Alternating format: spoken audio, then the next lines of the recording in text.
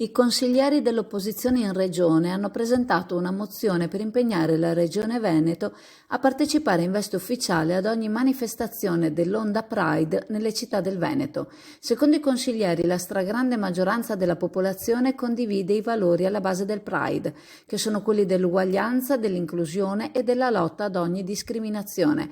Le manifestazioni vedono partecipare migliaia di persone a cui si uniscono sindaci e amministratori, ha dichiarato il consigliere Erika Baldin.